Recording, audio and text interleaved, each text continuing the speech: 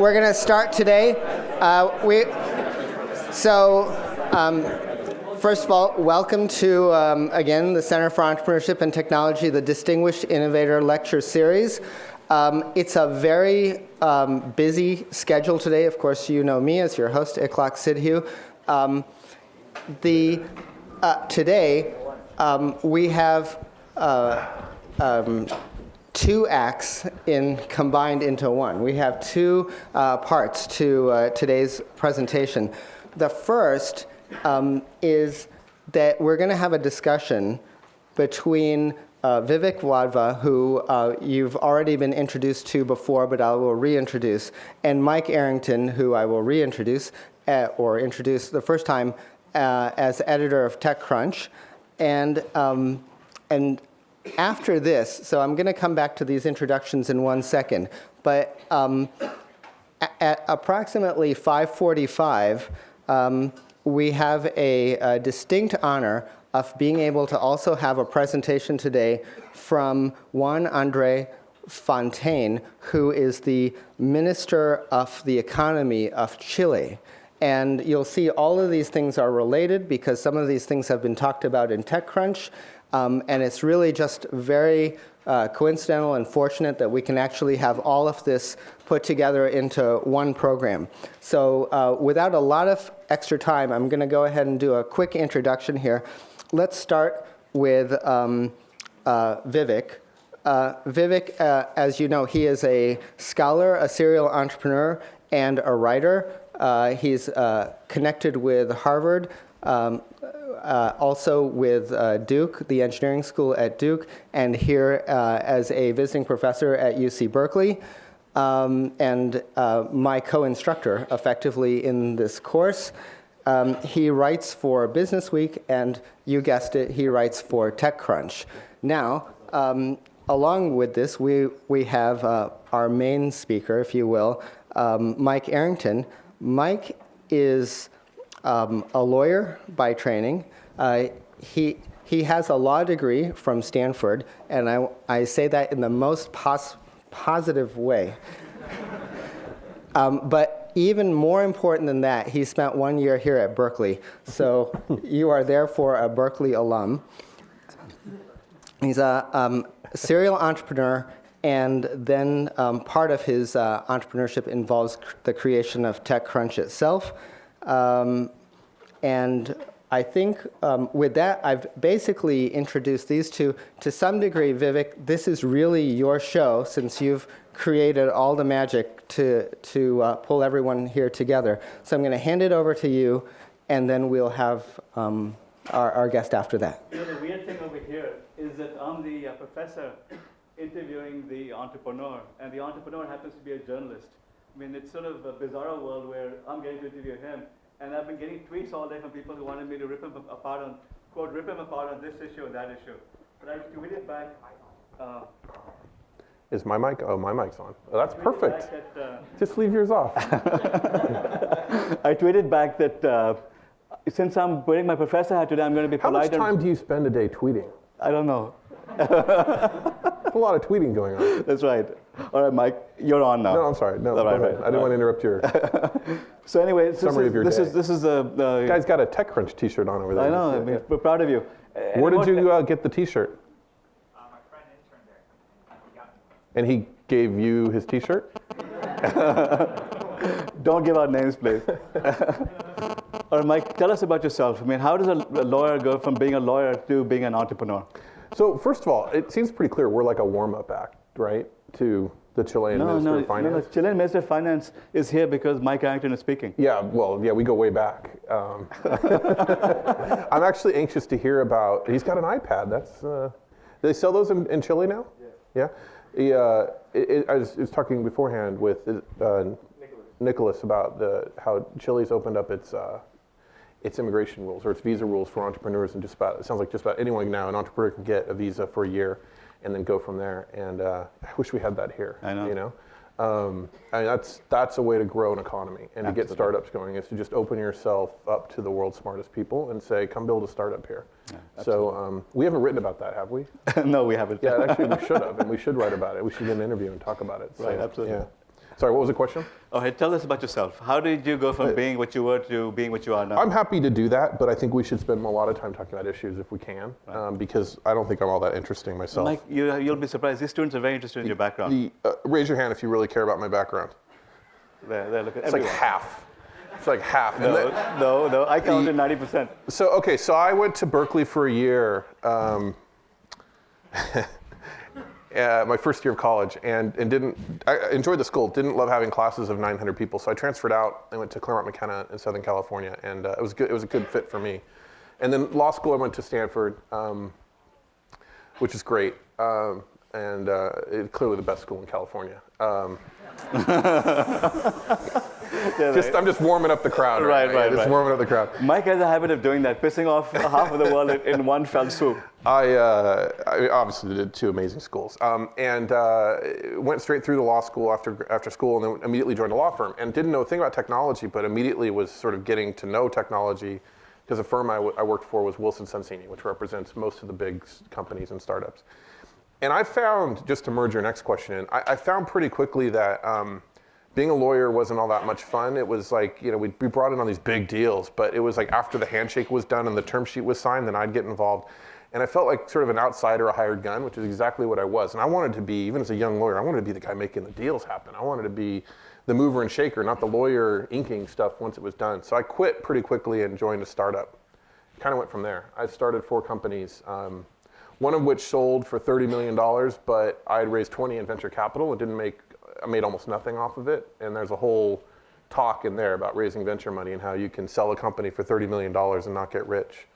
And eventually just started TechCrunch on a whim.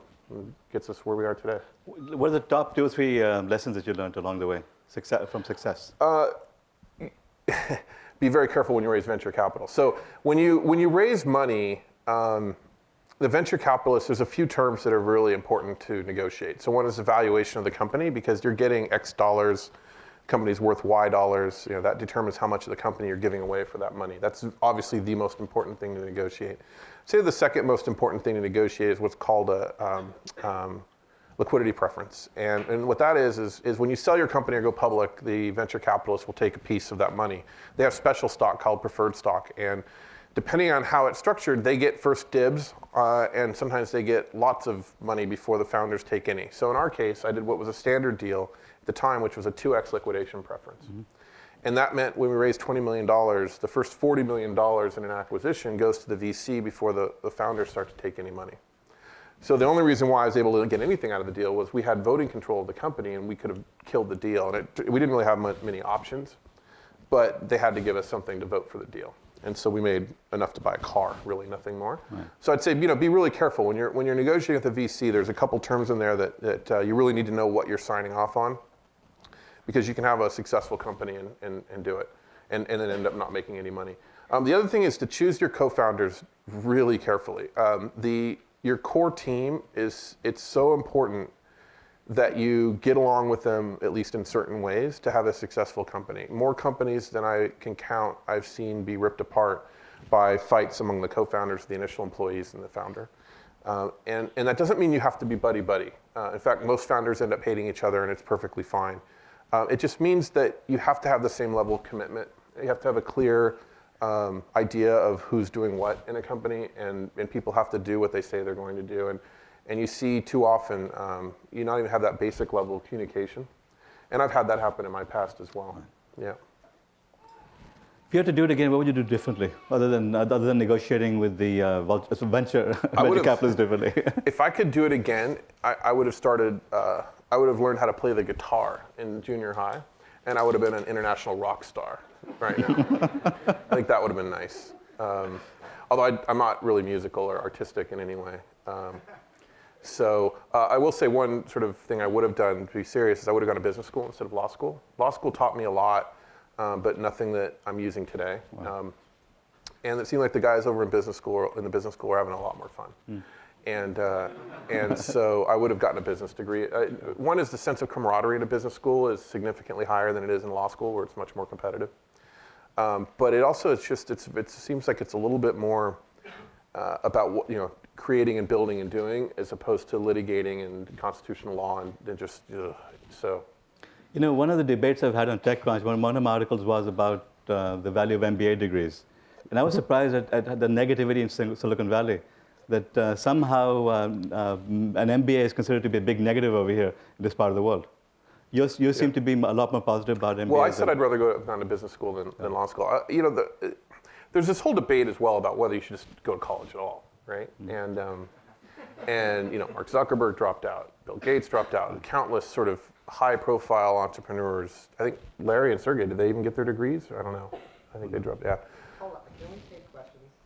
Oh, go ahead, please, Clark. I mean, before we completely say that you shouldn't go to college, all these companies, how many people? I wasn't going to say that. Need? You totally cut me off before you even heard what I was going to say. You did. You totally. I was actually going to go in the opposite direction. All right. Are you talking about they need people to actually do stuff? Yeah. And you need a college degree to know how to do things? Right. Because you don't learn on the job. I think okay, I'm going to change my whole answer now. So I think that college is a due diligence process. It's so great. I have a mic and you absolutely don't.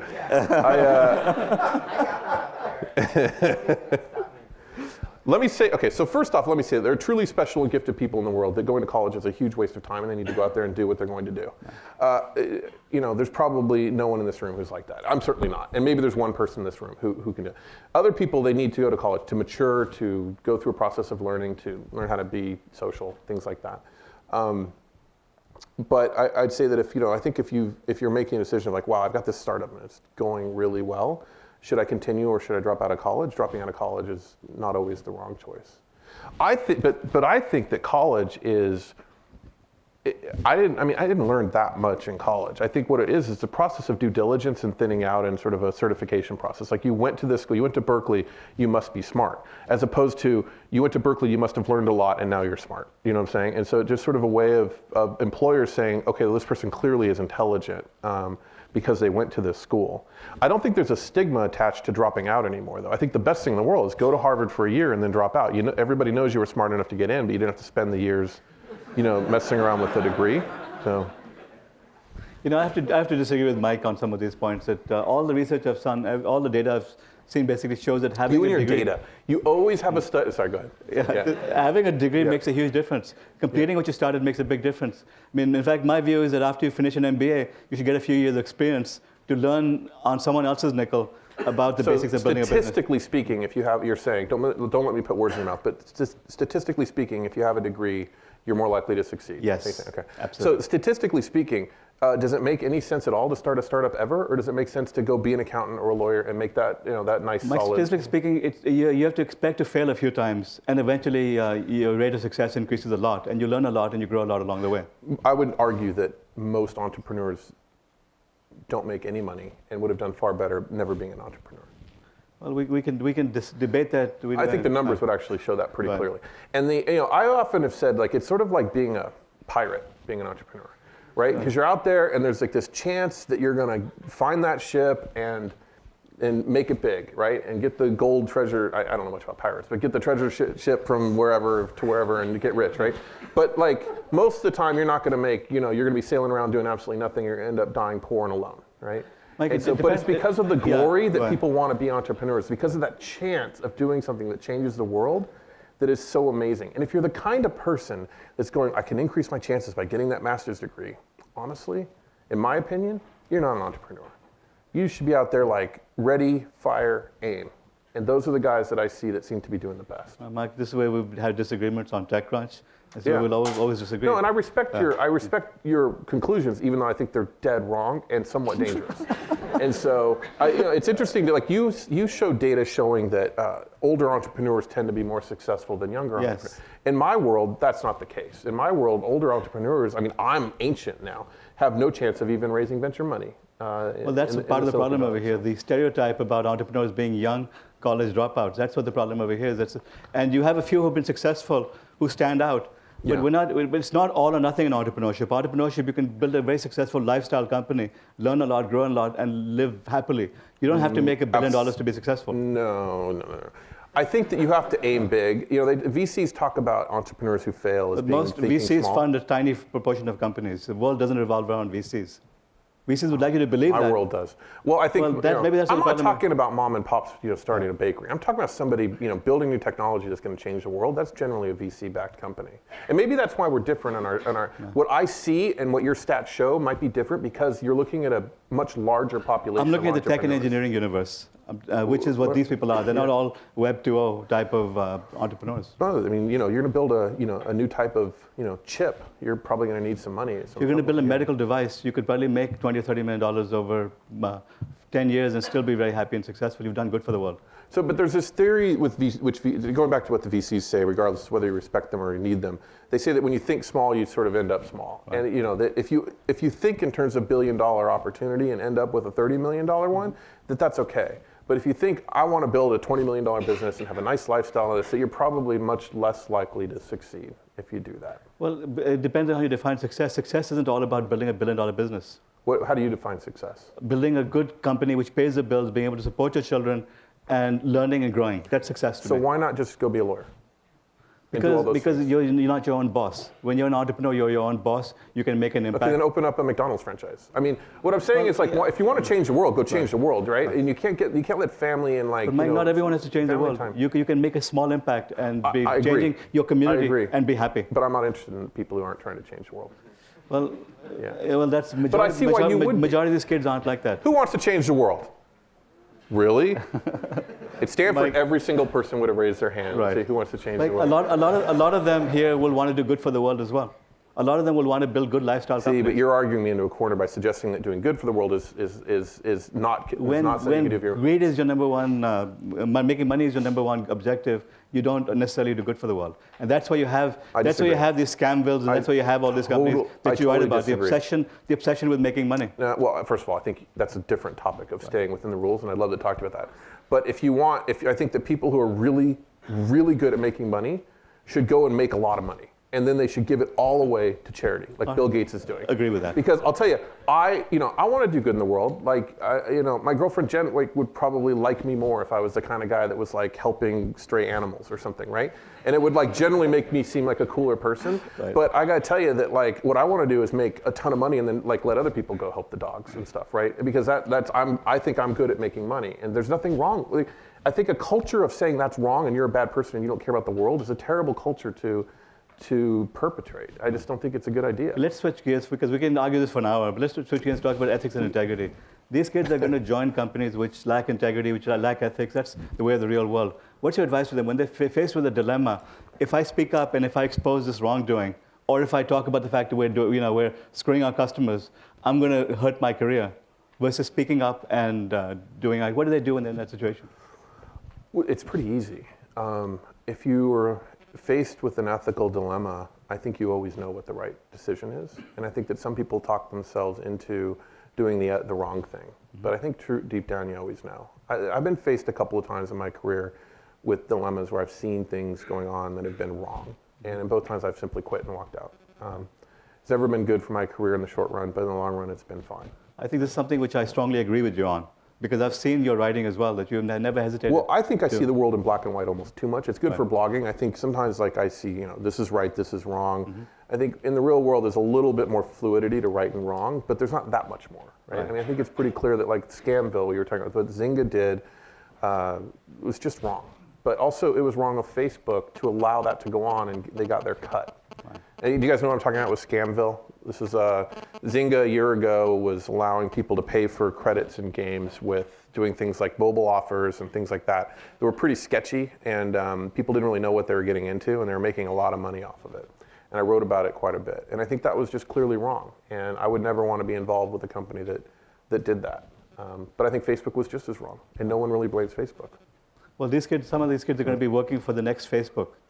And this is why I raised this question that I agree with you 100%, that you have to do what's right. Business ethics are really important. And just before I left for here, I wrote a post on something that was involved this. So you didn't see this because you've been here doing this. But last night I walked into a room at a bar where there were 10 of some of my best friends in the world were sitting around the table. They're all super angel investors. And they kicked me out, and I didn't know why. It turned out they were actually having a meeting to collude on price fixing and to sort of talk about how they can negotiate against Y Combinator companies and how they can keep VCs out, how they can keep other competitors out, really bad stuff.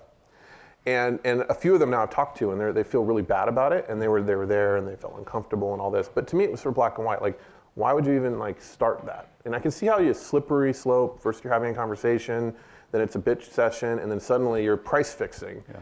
But at some point, like you just say to yourself, what we're doing now is wrong. We should stop doing this. Yeah.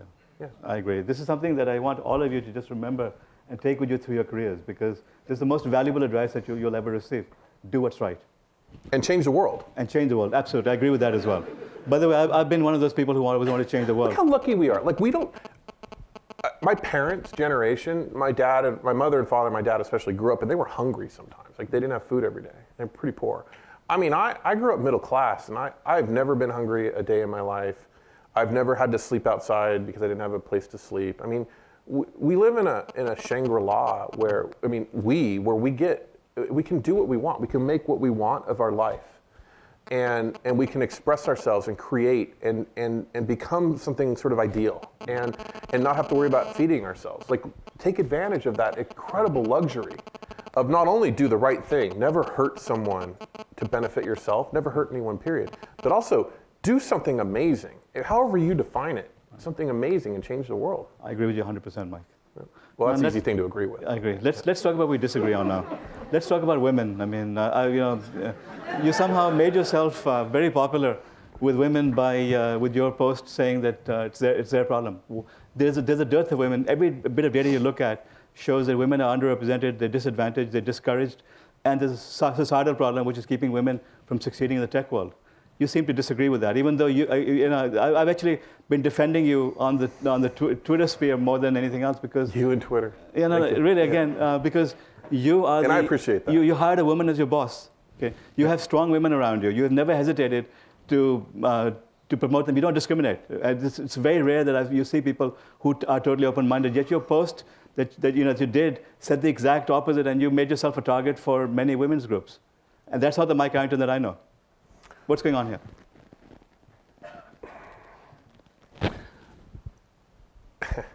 I think, I've seen discrimination against women. Not being a woman, I haven't been the subject of discrimination against women, so I wouldn't know exactly what it feels like. But I've seen it, and I've seen discrimination against other races, and I've seen discrimination against people based on their age. For example, when I was at Wilson Sonsini, the law firm, I was shocked coming just out of school to be sitting in a room with a bunch of partners, door closed, the women's secretary is outside, and then the jokes and the words and you can imagine, like it's we're talking like Mad Men type stuff, just bad. And I was just like, whoa, and it shocked me. And that's the legal world, and I think that that world and investment banking. Investment banking is the same. I've seen the same thing there. I can tell you that personally, I've never seen that in any form in startups. Just I personally have never seen that. Women are, in my world, respected as much as men. It has absolutely nothing to do with their sex. That doesn't mean it doesn't exist. It means I haven't seen it. Now, when I started a company, I needed to hire a CEO because I suck at managing. So I hired Heather. And I didn't go, if I hire a woman, that'll be great. That'll get bonus points later. I hired her because she's amazing. She ran M&A at Fox. She has a Harvard business degree. She's awesome. She's a stud. And she agreed to come be our CEO. Of our senior editing staff, including me, there's 4 of us. 2 of them are women. Right. I think almost half of our employees are women, and that's heavily weighted towards senior. If the rest of Silicon Valley was like that, you wouldn't have this problem. But look, I mean, Jen, for instance, right? Jen, you stand up for a second. So Jen just started a company called Artist, R-T-I-S-T. She's raised no money. She's self-funded. She has a team that she's hired. The site launched on its own, is doing very well. And she's a woman entrepreneur. I mean, I've asked you this. Have you ever felt like, wow, I think that I'd be doing better if I was a man? Not yet. Yeah. Yeah, but you haven't tried. Have you been in front of venture capitalists? Have you had them ask you, well, how does your husband feel about it? What's going to happen when you have a kid? Come on. That doesn't happen. It does happen, Mike. If it did happen, I would shame that person. I have spoken to at least 2 or 3 dozen women who've tried raising venture capital, who've been, talk about venture capital. Let me tell you my own experience over here, okay? I started two companies. You're getting fired up. Yeah, I am. First one I took to, I was the number 2 in the company. We took to $120 million of revenue. We were based in North Carolina. Second company I put my... That's not even the United States. All right. Well, you're right. And here's what happened. When I put my business plan out there, local VCs wouldn't return my phone calls. Eventually, I would imagine that they'd be racist against you as well. Well, seriously, here's what they said. Eventually, when they were tripping over that you give me money by the time I was done. I asked them, why didn't you bastards come to me when I was coming to you? The response was, it's a lot. Whatever you said right now didn't actually happen. I guarantee it. He didn't use the word bastards. Yeah, but he didn't say because there's a woman. No. What the response of the VC was because you people don't make good CEOs. I was the people in North Carolina. Oh, sure. I totally think that. But that's a stereotype that women face as well. They people don't make CEOs. Yeah, Mike, this is real. You live in an isolated ivory tower. You live in your own universe. Maybe Jen has had success. Says the professor? I mean, if anything, I think that I'm not. I mean, I'm in the guts of everything out there. Right. We have parties. I meet entrepreneurs all the time. And I think that I meet a lot of women entrepreneurs who have been successful who said, if anything, it was easier. And we got to get women entrepreneurs to talk to you. And I'll say this. I'll say this. At least let me frame my entire thoughts because it's easy to pick apart what I'm saying, but I really believe what I'm saying. I think that this is a tough thing to say. You got to listen to the whole thought. But let's say you're a man and you fail. Right. You failed. If you're a woman and you fail, you could say, I failed because I'm a woman, right? And so I hear a lot of women who've tried to get venture capital who failed who said, well, I didn't get venture capital because I'm a woman. Maybe because their ideas suck. Most people who try don't raise venture capital. And I see a lot of the, quote, ringleaders in this sort of women in tech issue are journalists who haven't tried to start companies, who are just getting everyone fired up. Right.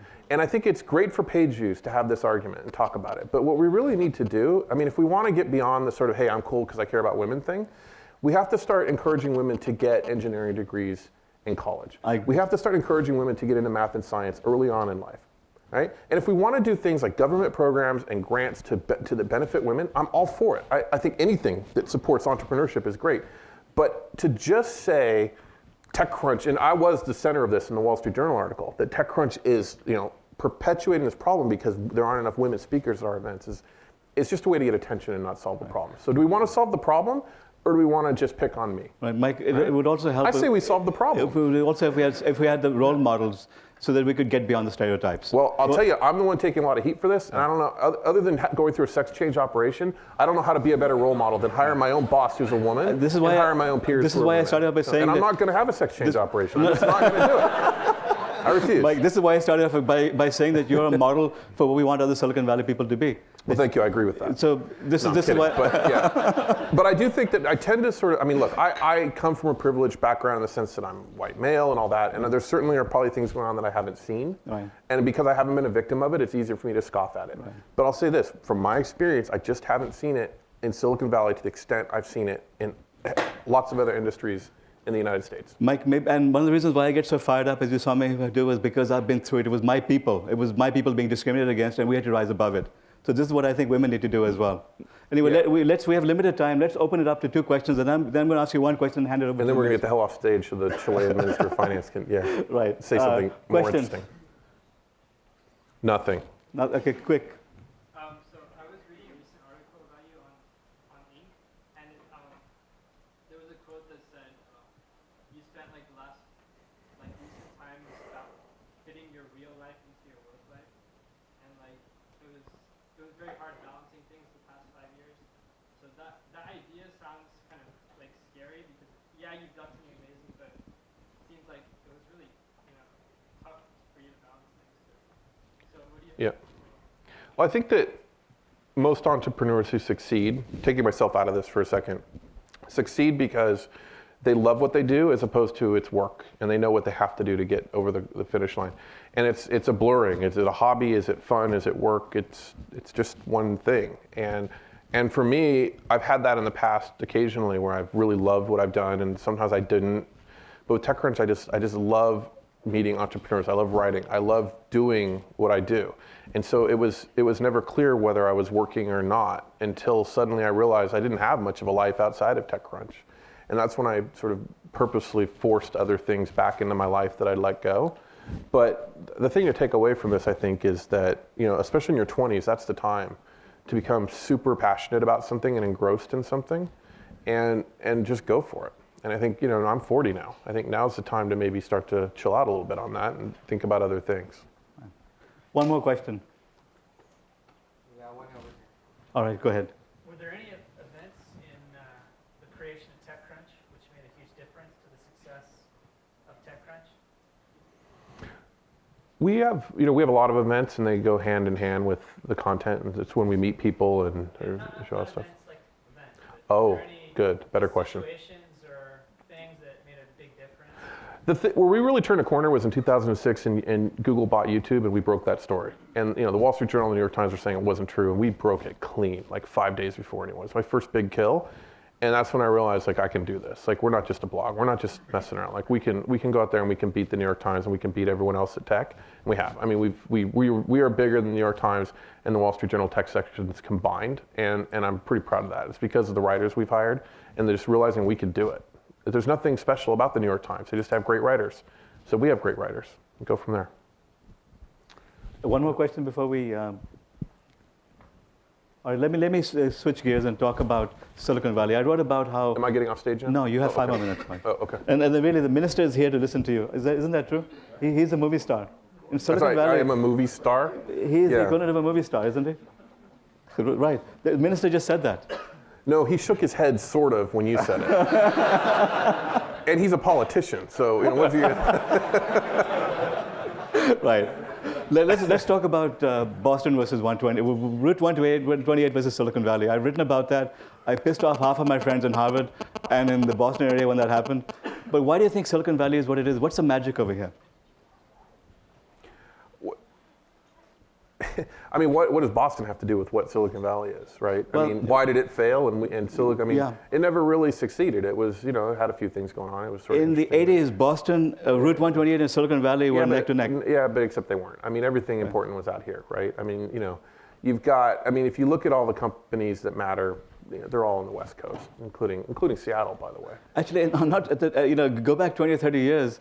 You had DEC, you had all the major mini computer manufacturers in Boston. That was the center of the universe. But it shifted over here. Okay, well then I guess we won. But what's special about this area? It's awesome. I don't know. It's sort of hard to be in the middle of it, but I know that part of it was multicultural. I mean, just people from all over the world coming here and being relatively easy to move here and start companies. That's becoming increasingly difficult for people. Mm-hmm. And then, sort of once something is a center of gravity, it has gravity, and it sort of continues to pull people in. Until something takes that away, it's the center. Now, I mean, really, tech should be more decentralized. I mean, the web is decentralized. Everything, tech is moving towards a decentralized world, and I think that we'll start to see more and more startups around the world get really, really big. And I think China, we're going to see some of the largest startups, some of the largest tech companies in the world will be in China and have nothing to do with Silicon Valley. And that's okay. I think of Silicon Valley, because I live in Seattle now, I think of Silicon Valley more as an idea than a place and a community and sort of affirmatively trying to change the world to become a better place. Right. And that's all I think that matters, not where those companies are located. Right. Yeah. All right. Well, the next discussion is going to be by the minister talking about how Chile wants to build its tech capability. Is all of this his entourage? This is entourage. He's a big guy. I mean, do you have a economics minister sitting there listening to your presentation for 40 minutes? It's a big deal, Mike. It is. Yeah. These guys are entrepreneurs. Oh, okay. So And- not and strictly entourage. And they're not partially, young yeah. little kids, if you notice here. These are adults. Yeah. Yeah. That's the real world, my friend. Should we let him do what he's going to do now? Yes. Let's all go and sit down there. Yes, let's Okay. just listen to him now. Thanks.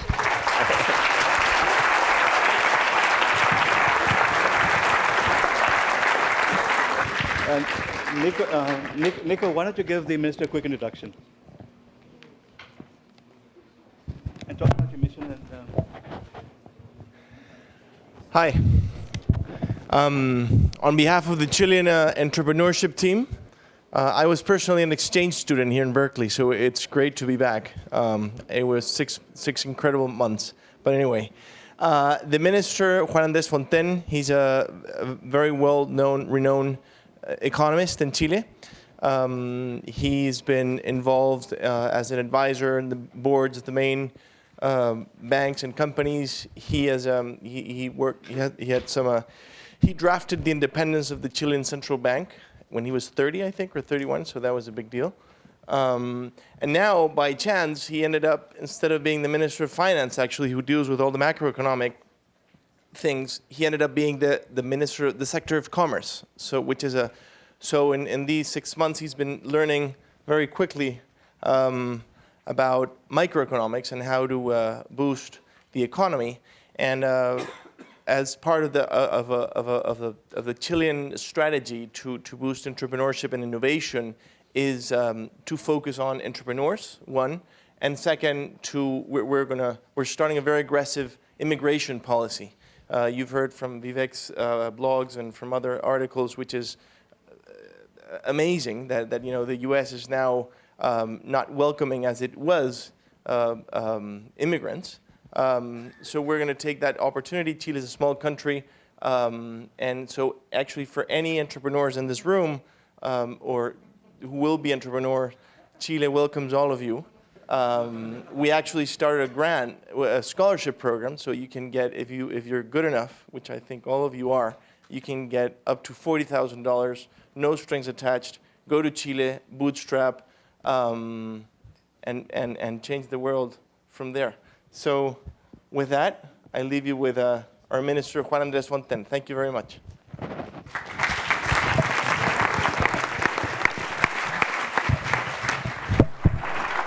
Thank you for that introduction, Nicholas.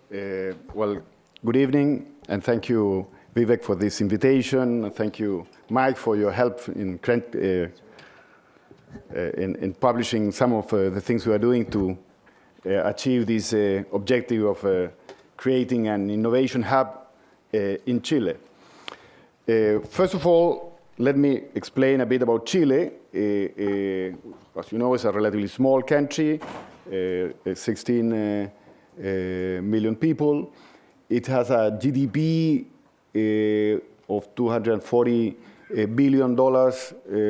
That's similar to the size of Portugal or a bit higher than Ireland when measured at the dollars of equivalent purchasing power. So it's in terms of per capita income, though, it's much below Ireland or Portugal, and that's why it is classified as a middle-income country. They are the main exports and famous for Pablo Neruda, Easter Island, great wine, Patagonia, among other things. I'm the Minister of the Economy, as Nicholas was saying, and the Minister of the Economy has a mission as part of the government to accelerate potential growth so as to get Chile to become a developed country. And we think we're going to make it. And the reason why I'm here and thank this invitation is because we are going to make it by boosting innovation. And innovation by young and talented entrepreneurs as the ones that are here, as you. Now, my view of the Chilean history first. If you look at this graph, we have this is from 1970 to 1985, more or less. That was a very difficult period for Chile. No much growth, basically stagnation. The country was basically trapped in a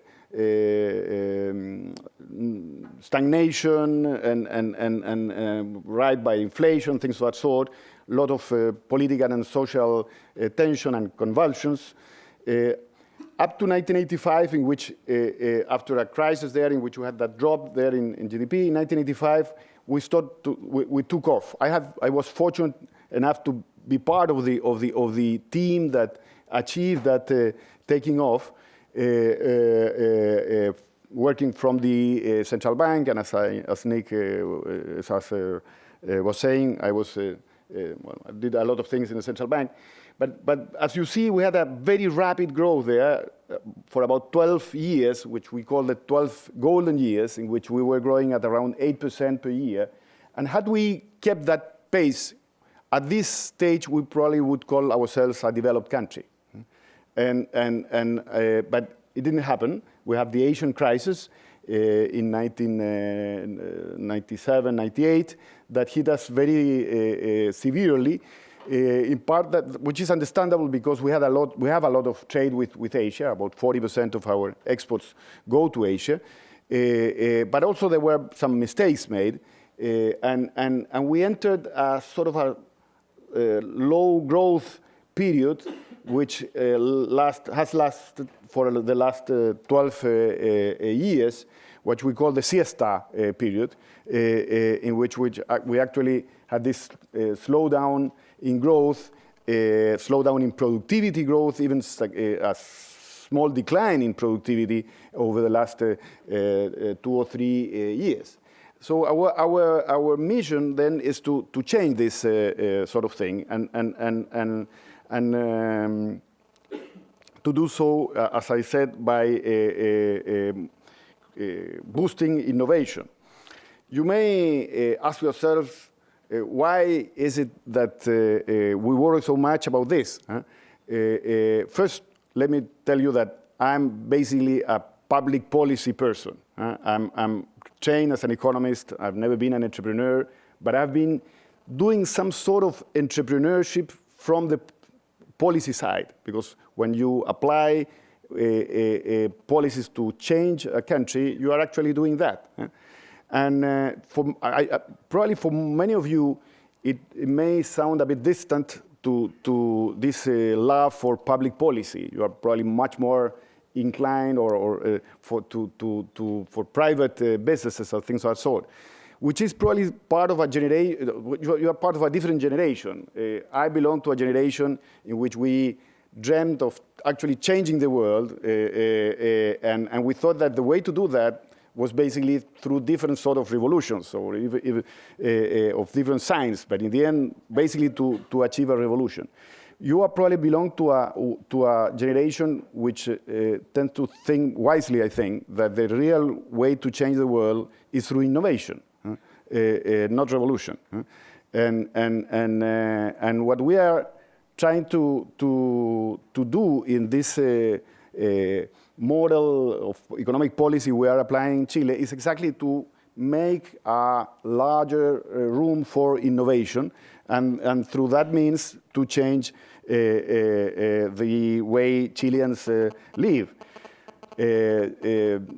A middle-income country tends to have a lot of poverty, unemployment, income inequality. All those things tend to get relatively quickly solved when you are able to speed up economic growth.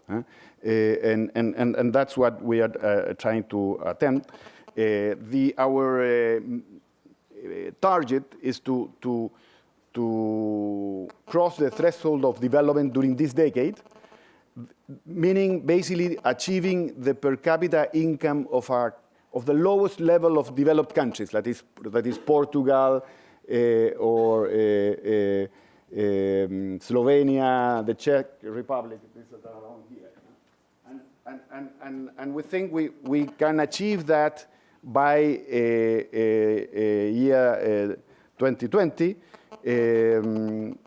by increasing by around 50% per capita income during that period, which means basically having a rate of growth of 6% per year. So we translate this vision basically in a 6% growth target, which is achievable, we think, by creating this innovation culture that would increase investment and productivity.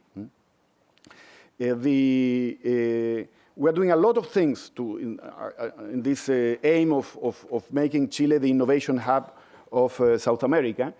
We think we can do it because Chile is very well positioned to exploit the growth that is coming now from Asia and to some extent also from Latin America. As I said, Chile is about 40% of Chilean exports go to Asian countries. which is, as you know, the most important growth region now in the world. We are producers of many commodities of which the Asian countries lack, so that's why we export them a lot.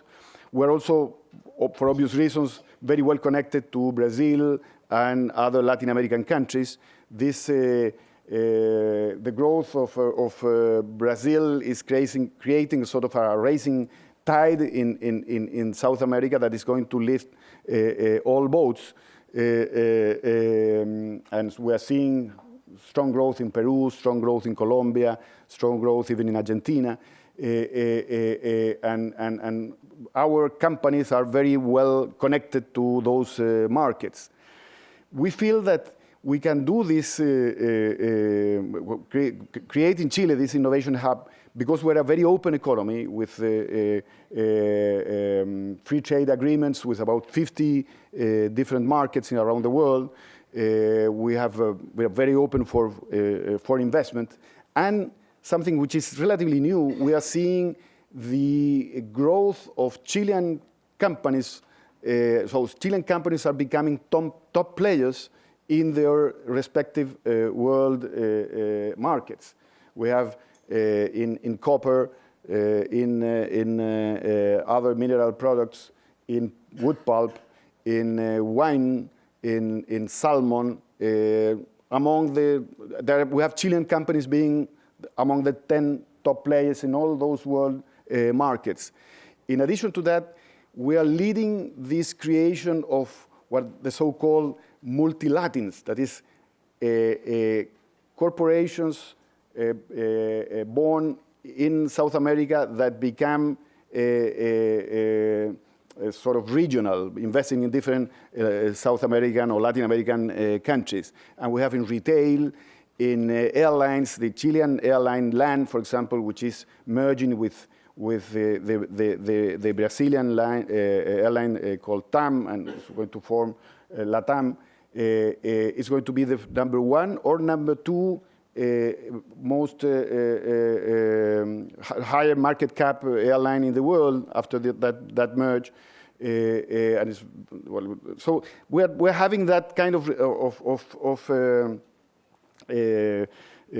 growth of entrepreneurship already. And what we want to do is to foster that growth by better interconnecting Chile with the innovation centers of the world, as California, Ireland, Singapore, Israel. We think we may well end up being the sort of, like Singapore is to China, we may end up being the South American Singapore to Brazil, let's say, or something of that sort.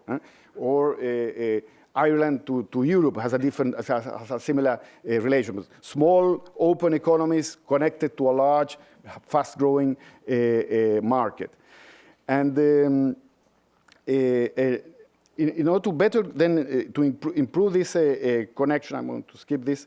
We are doing a lot of things. I'm not going to extend much on this, but basically what we want is to improve the connection between Chile and the innovation centers like California. For example, here we have a mission of Chilean entrepreneurs with us, here in the first row, that are part of a presidential mission. They came with me to California, and they are going to join a presidential mission to Los Angeles and San Francisco, in order to get them to know better how this ecosystem works and how and to connect with VC investors.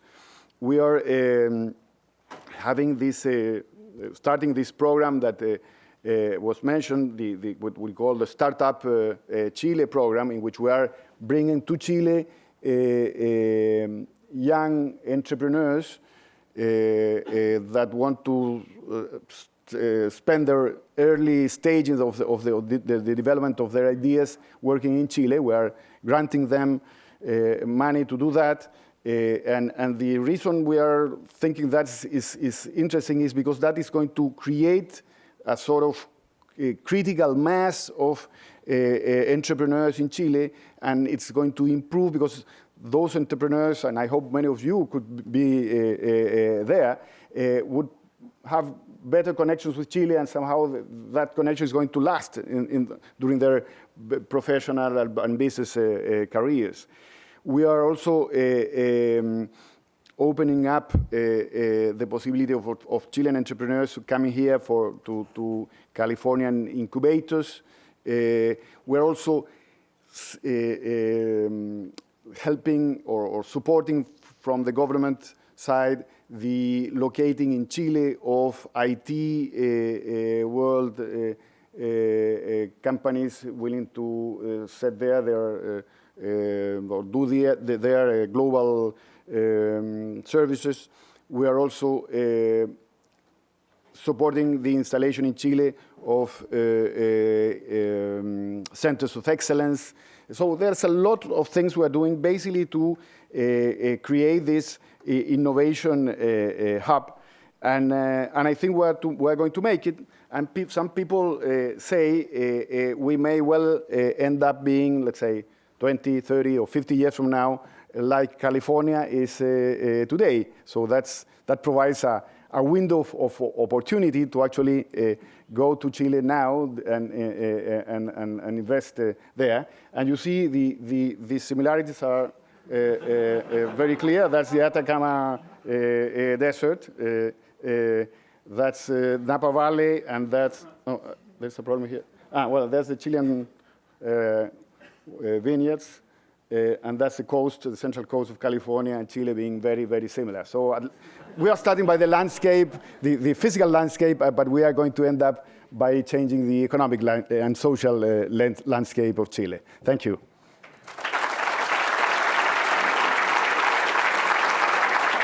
I don't know if we have time for questions. Yep. Mike? What's the venture sort of ecosystem like there? Is there venture capital available? Is there a vibrant investor community or no? Well, vibrant would be probably to say too much. We have a vibrant business community investing and developing, as I mentioned, and making their companies to grow. We have a young venture capital industry which is starting with some help from the government through the development agency, which put some money so as to create the thing. It's starting, but it's, it takes a bit of time because people tend to be very reluctant in Chile, as probably they were here a long time ago, to take risks. And this culture of actually being free to succeed, but also free to fail, is something that takes some time to create. Can I follow up? Yep. May I follow up? I've seen, you said that the Chilean government is participating somewhat or helping somewhat. I've seen two models to that. I don't know what your model is, but one is where a government will actually be a limited partner in a fund and supply money directly to a venture capitalist to invest. And the second way is sometimes matching or things like that. Or is there a third way? And what are you guys doing for that? What we do is to be basically a partner, but through funding part of the fund, not but with no decision power. It's basically a sort of a limited partner.